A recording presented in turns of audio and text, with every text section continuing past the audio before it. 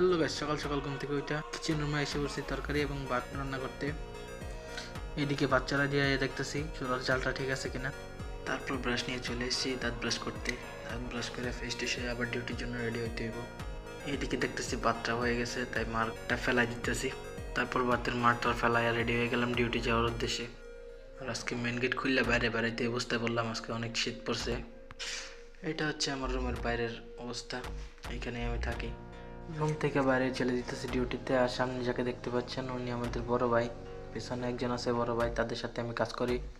আজকে সকালের আবহাওয়াটা খুবই সুন্দর ছিল, দেখতে দেখতে এসে পড়ছে আমাদের গাড়ির এখানে। এই গাড়ি দিয়ে আমরা ডিউটিতে যাব এখন। গাড়ি ছাড়তেই বুঝতে পারলাম আজকে অনেক ঠান্ডা, তাই গেট মেট লক করে বসে পড়ছি গাড়িতে। ডিউটিতে এসে প্রথমে নাস্তা খাই নিছি, তারপরে এসে বসছি কফি খাইতে। আমি আবার ডিউটিতে প্রতিদিন আসার পর পরই 1 কাপ কফি খাই। সেই কফিটাই বানানোর কাজ চলছে এখন। আর কফি বানানো শেষে চলে গেছি বাইরে রোদ পোহানোর জন্য।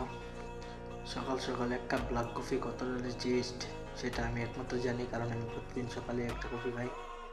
একটু রোদ পোয়া এসে তারপর ডিউটির গেঞ্জিটা পরে নিলাম আর জ্যাকেটটা খুলে ফেলছি।